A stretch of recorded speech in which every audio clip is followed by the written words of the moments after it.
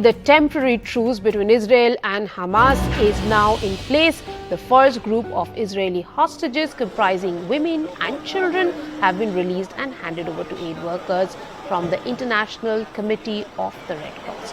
50 hostages are expected to be released by Hamas during the 4-day truce. Separately, 12 Thai nationals who were held by Hamas have also been released.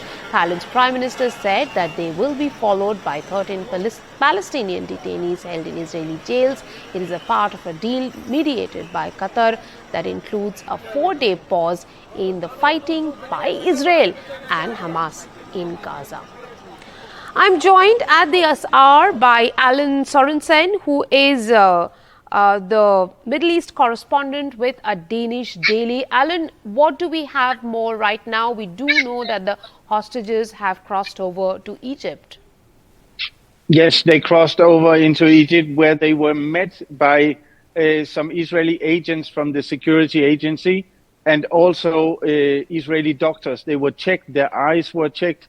They were given, some of them, new bandages and new clothing.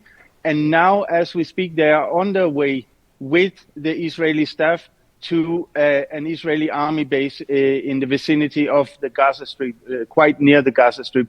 And from here, they will be able to have their first conversations with their relatives waiting for them in hospitals in several parts of Israel.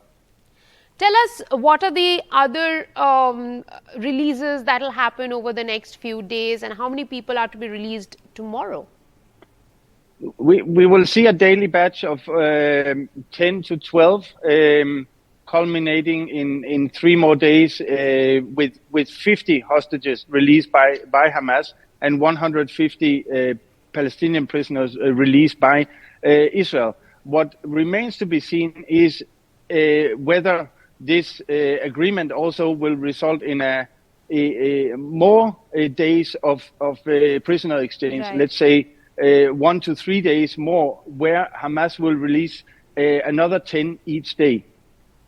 Well, can there be an extension in ceasefire? What are you hearing? I hear that there is an interest from both parts in extending this to not only to 4 days, but maybe up to 7 days. But remember that Israel has stated that they want to continue the war after this, and Hamas also needs to keep, to be able to negotiate in the future, they need to keep some of the hostages inside Gaza.